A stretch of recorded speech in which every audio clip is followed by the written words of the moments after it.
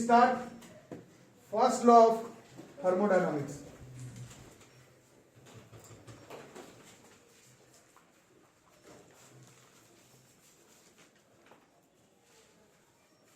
अब यहां पर कल का मतलब पहला लेक्चर पूरा क्लियर होना बहुत ज्यादा जरूरी है। थर्मोडायनामिक प्रोसेस का एक सीधा सा एग्जांपल आप लोगों को समझाया था। कभी भी थर्मोडायनामिक्स हम लोग जब 11th में थे तब समझाया गया था।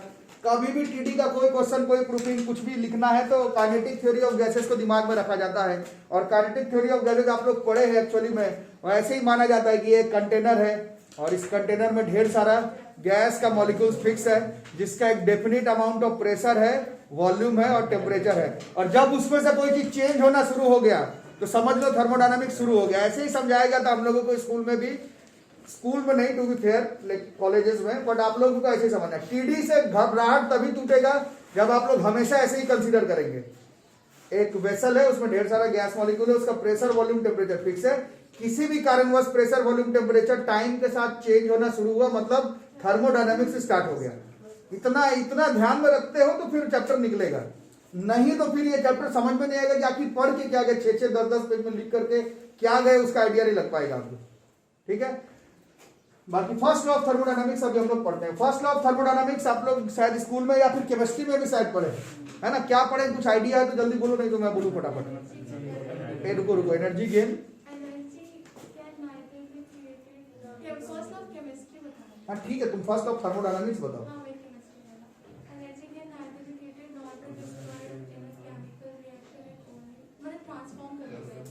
तो ये ठीक है, आप लोग बता तो रहे हैं, बट एक्चुअली में ये तो law of conservation of energy है, ये हम लोग क्लास 9 में पढ़े थे। तो इसको फर्स्ट लॉ ऑफ थर्मोडायनामिक्स का बात कहाँ हुआ? ठीक है, गलत नहीं है, बोल रहे हो तो गलत नहीं होगा, बट इस ये तो सिंपल लॉ, अगर तुमसे law of conservation of energy पूछा जाता क्लास 9 में तो यही बताते, energy can neither be created not be destroyed, it just transforms it's form during a chemical reaction. ये तो law of conservation of energy है। फर्स्ट लॉ ऑफ थर्मोडायनामिक्स क्या है?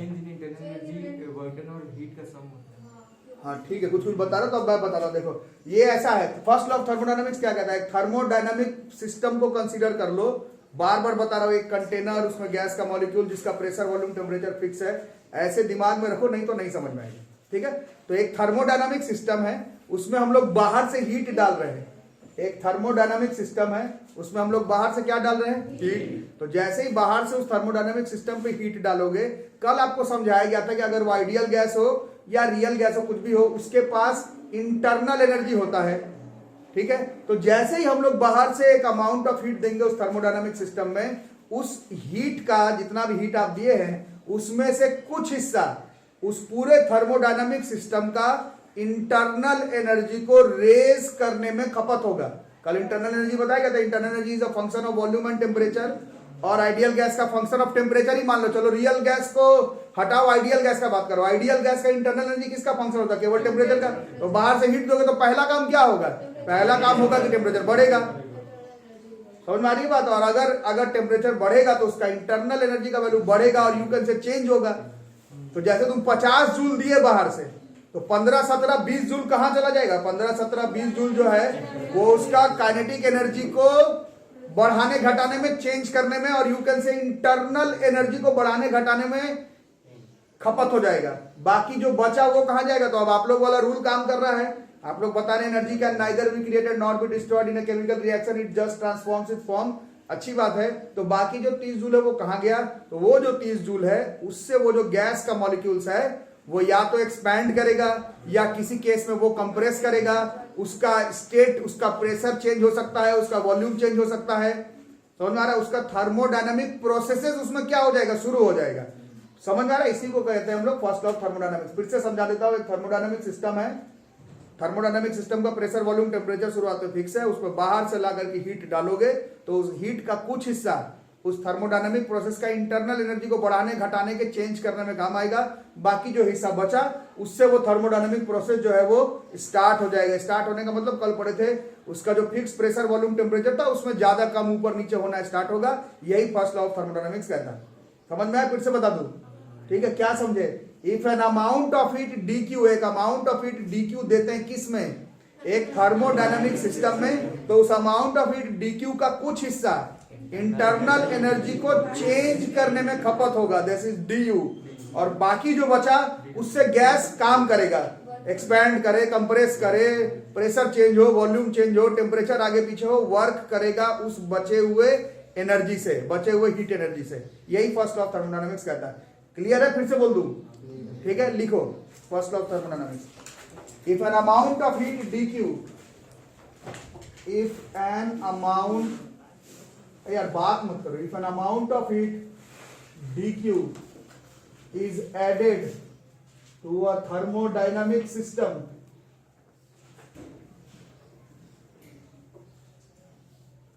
then सप्लाइड लिख सकते हो, एडेड लिख सकते हो, प्रोवाइडेड लिख सकते हो, जो लिखो। एडेड टू अ थर्मोडायनामिक, नहीं चालू करो, तो system a part of it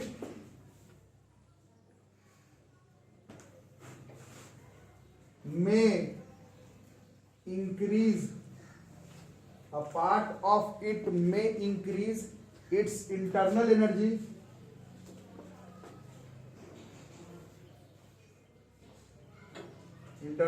कल लिखे थे U से डिनोट करते हैं, तो चेंज हो रहा है तो du से डिनोट होगा, ठीक है? Part of it may increase its internal energy du, और इंटरनल एनर्जी लिखो,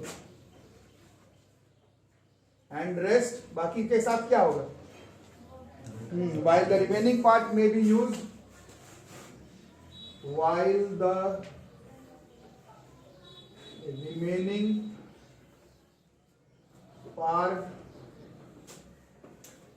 remaining part may be used as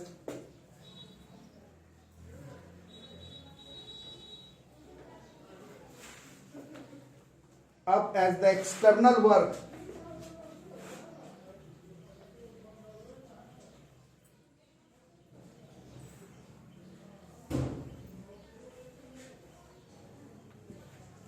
dW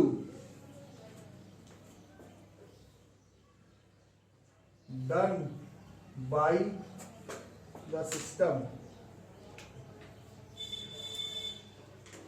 that is dq बराबर क्या हो गया? du plus dw, this is dq बराबर du प्लस, ये dw भी थोड़ी देर पहले देखे थे थर्मोडायनेमिक प्रोसेस में, इसका एक उपाय हम लोग लगाए थे, पीडीवी था।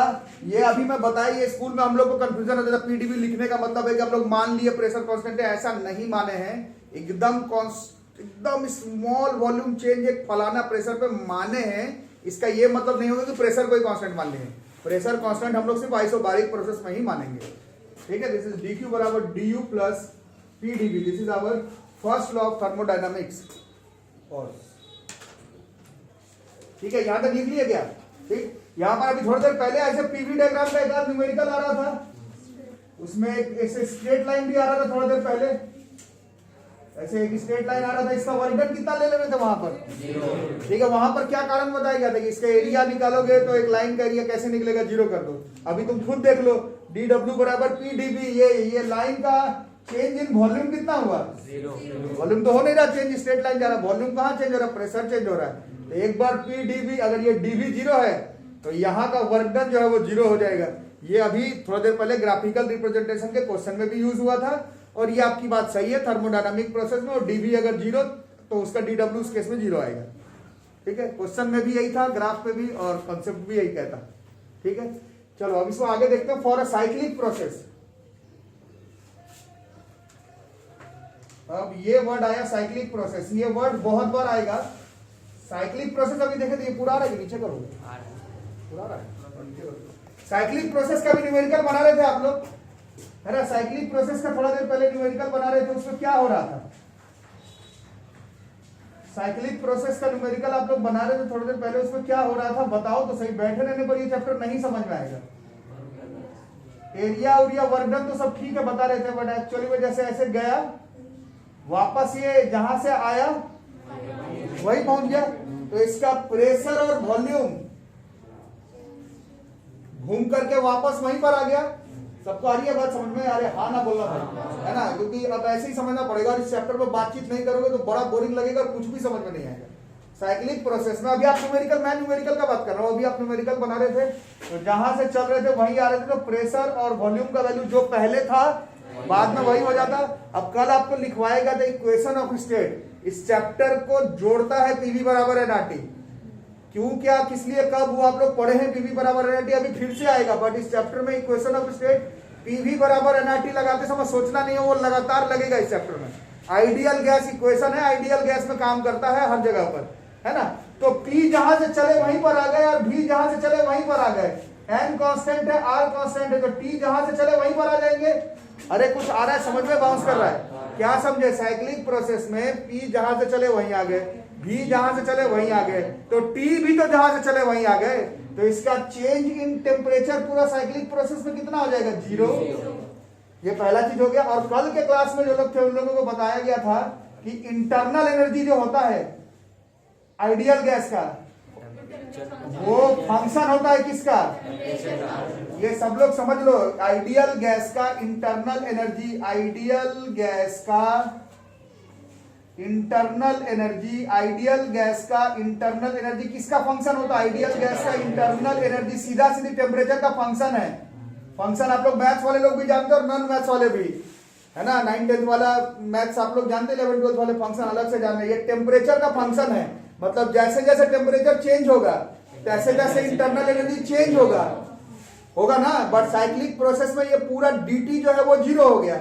इसका मतलब है साइक्लिक प्रोसेस में du का वैल्यू 0 हो जाएगा। इसको जितना जल्दी याद कर लोगे पूरा चैप्टर में सबको फायदा होगा। साइक्लिक प्रोसेस में du का वैल्यू 0 होता है, ये जितना जल्दी याद होगा हमारा तुम्हारा चैप्टर जो है वो बन करके रहेगा। साइक्लिक प्रोसेस में du का वैल्यू 0 होता है, समझ में आ रही बात। जितना जल्दी याद हो सबको फायदा होगा। साइक्लिक प्रोसेस में change in internal energy, internal energy 0 होगा नहीं बोल रहा, चेंज इन इंटरनल एनर्जी जो है पूरा साइक्लिक प्रोसेस में 0 हो जाएगा। तो वहां से फर्स्ट लॉ ऑफ थर्मोडायनामिक्स अगर लगाते हैं तो अब बताओ कितना होगा। फर्स्ट लॉ ऑफ थर्मोडायनामिक्स अगर साइक्लिक प्रोसेस के लिए लगाएं तो dq बराबर du ही 0 हो गया। तो ये सीधा जो है वो pdv के बराबर, मतलब जितना हीट दिए पूरे से ही वर्क डन हो जाएगा, बशर्ते प्रोसेस साइक्लिक होना चाहिए। नहीं तो dq बराबर du प्लस pdv लगाएंगे, जो आंसर आना है सो आएगा। ठीक है, this is first law of thermodynamics का statement and first law of thermodynamics for a cyclic process. ठीक है, जल्दी से लिखो। और चलो एक क्वेश्चन एनसीईआरटी का कर लेते हैं, एक क्वेश्चन एनसीईआरटी का कर लेते हैं। बताओ क्या क्या है, अपने से बताओ बच्चों क्या क्या दिया हुआ। क्वेश्चन को पढ़ो, इंग्लिश मीडियम के हो, क्वेश्चन को पढ़ो। 1 kg पानी है कितने पर, 373 केल्विन, मतलब 100 डिग्री सेल्सियस, जो कि पानी का बॉइलिंग पॉइंट होता है। बट 9th केमिस्ट्री और 11th फिजिक्स में पढ़े हैं कि बस बॉइलिंग पॉइंट पर जाते ही पानी बॉइल नहीं कर जाता है, उसको एक अमाउंट ऑफ लैटेंट हीट का जरूरत पड़ेगा, अदरवाइज वो अपना स्टेट चेंज नहीं करता। ऐसा ही कुछ दिया हुआ है। 1 kg ऑफ वाटर है 373 केल्विन पर, उसमें लिख रहा है कि उसको हम लोग कन्वर्ट कर दिए स्टीम में, मतलब गेम में लैटेंट हीट है अब, नहीं तो होता ही नहीं।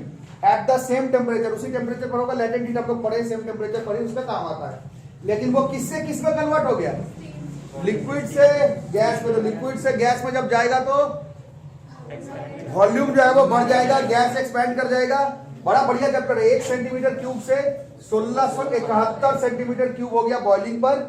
इतने डेटा से आपको internal energy of the system बताना है कितना होगा।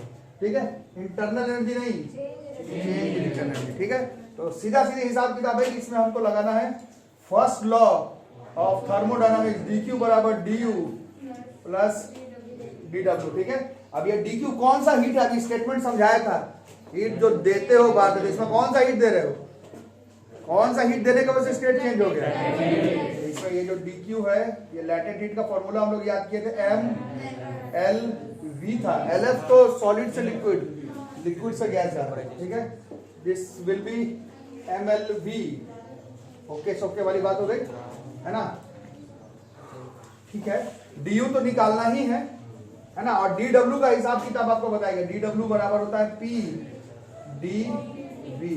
प्रेशर कौन सा लेंगे इसमें नहीं मेंशन है, 9th क्लास का कॉन्सेप्ट का इस्तेमाल होगा, अभी केमिस्ट्री में भी पढ़ रहे हो। स्टेट चेंज, हाँ बिल्कुल, स्टेट चेंज जो है कुछ मेंशन करे तो अलग बात, नहीं मेंशन करेगा एटमॉस्फेरिक प्रेशर में ही लेना है।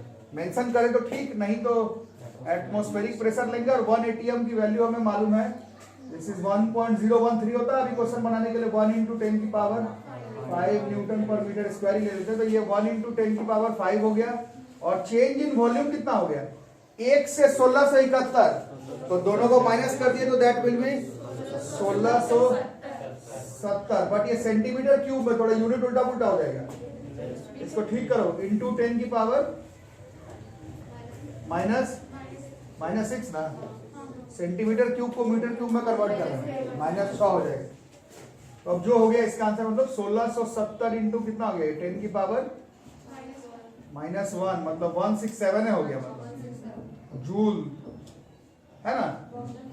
हाँ नहीं वर्णन तो निकल गया एक्चुअली में, है ना। अभी हमको ये DQ में भी थोड़ा दिक्कत है, DQ बराबर ml भी है, LV तो दिया हुआ है 540 कैलोरी पर ग्राम है, हम लोग पढ़े हैं 1 कैलोरी में होता है 1 कैलोरी में 4.2 जूल्स। ये वैल्यूज गिवन रहेगा, क्वेश्चन में भी कहीं दिया हुआ रहेगा, लेकिन ऐसे याद भी रखना, है ना। 1 calorie is equal to 4.2 joules, ये मेंशन किया रहेगा बट डेटा याद रखना वैसे, है ना। हाँ तो अभी दिक्कत किसमें वो बताओ, जल्दी जल्दी उतना समझ नहीं कन्वर्ट करना पड़ेगा, वो कैलोरी में जूल में प्लस करना है।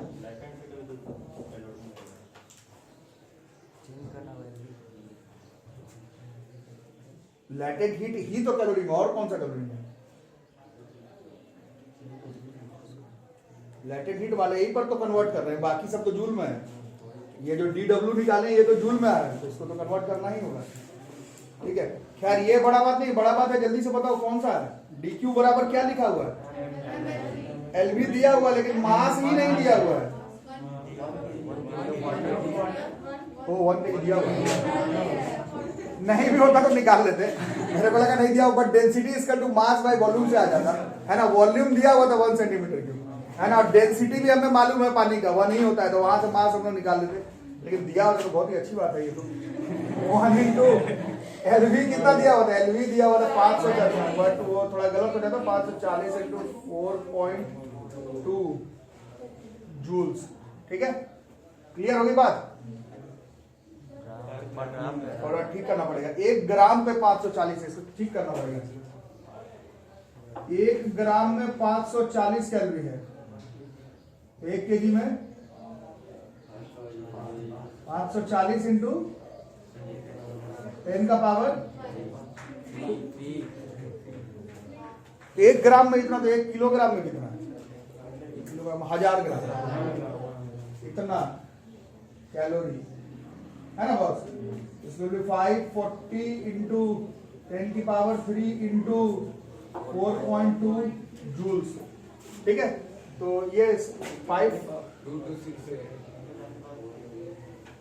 ठीक हो गया, ठीक है। तो फर्स्ट लॉ ऑफ थर्मोडायनामिक्स लगा दो, दिस इज, ये वाला चीज नोन हो गया, ये नोन है, इसकी वैल्यू जो है वो कैलकुलेट करनी है, खुद से करिएगा घर पर, एनसीईआरटी का क्वेश्चन है, डेटा मिला लीजिएगा किताब से, ठीक है। जल्दी से नोट करो।